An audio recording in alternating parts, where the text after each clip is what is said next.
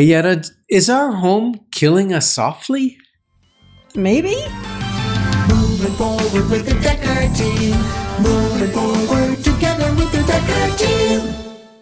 We are excited to welcome you to another episode of Life's Inside Track. I'm Yetta Dekker. And I'm Ken Dekker. And it's where we get to share techniques, thoughts, tips, tools, tactics, and some truths that we all need, we all deserve, so we can make incredible, really the best housing decisions possible, making our house home, and really just enjoying the fruits of our labor. Mm-hmm. We are going to consider in this episode, what ways possibly could your home be killing you softly?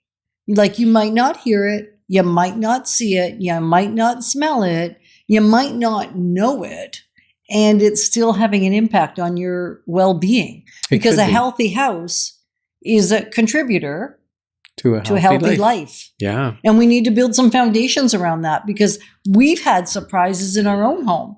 And so if it's affected us, maybe it's affected you as well. Yeah. As a matter of fact, you came home from 3 separate trips over the last year. And each time you got a very nasty throat, bronchial kind of lung infection and phlegmy. And we don't want to get too graphic, but it's pretty gross, people. And finally we said, maybe it's not the airplane ride home because you were healthy when we were away. Maybe it's not the airplane ride home. Maybe it's our house and you re-entering into an environment that had something that was toxic for you.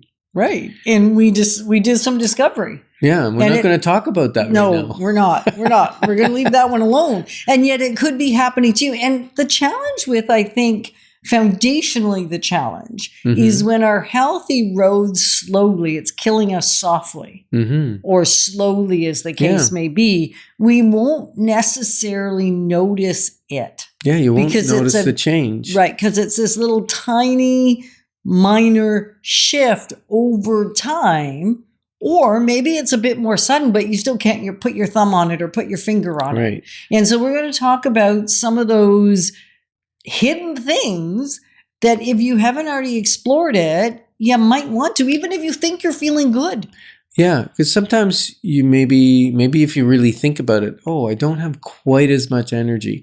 Or maybe I get colds more often. Or maybe my lungs are irritated a little bit more than normal.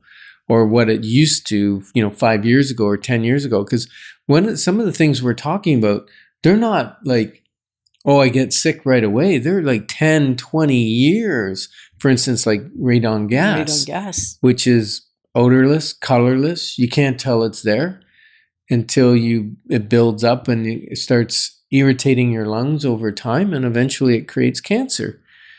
Well, it can create cancer. High levels of it create cancer. Okay. He's going to be specific Guaranteed. In that one. Yeah. Okay. And in this segment, what we want to do is talk about the different things that might be happening in your home. And then don't distress, because in the next 2 segments, we're going to give some solutions to those issues. Right. We can't give it all away at the same time because then we create confusion. And I've done that before.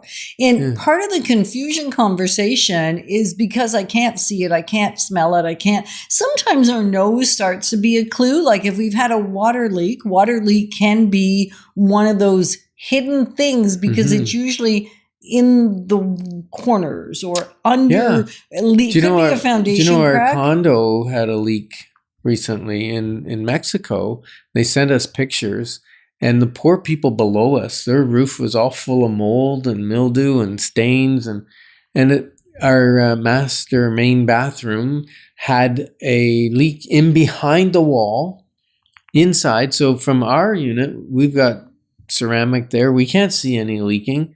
And we couldn't smell it. No, but it did affect our neighbor below us. But now we've paid for repairing all that drywall and taking that out and fixing our leaky plumbing and all kinds of stuff. But there could be leaks in your house unbeknownst to you. And it may show up in a space downstairs that you don't even use very much. Or it could just be completely hidden for years. And you don't know why you're not quite as well as you used to be. And here's the crazy thing about this stuff that I have found is that it may not affect you, Ken Dekker, No. the same way it affects me. Doesn't. So just because 5 people live in your house and 4 of them are perfectly healthy and they really say nothing has changed, nothing has changed, nothing has changed in my well-being, it could be just one of the family members that has a shift, which makes it harder to pinpoint that it's the house that's robbing your vitality. That's an environmental issue, right? Yeah. Yeah, there's stuff out there like VOCs. Yeah, VOCs. Talk Like about VOCs. VOCs. Do you know what VOCs are? It's kind of crazy. It made me happy when we saw there was an acronym for volatile organic compounds. Yes. And really, that's kind of the off-gassing of different glues and furniture and carpet. It's that new car smell. Yeah, that's deadly. Yes. And it's more deadly to some than others. Yep. It comes in your paints. It comes all over the place. It can really affect people with asthma, can trigger it.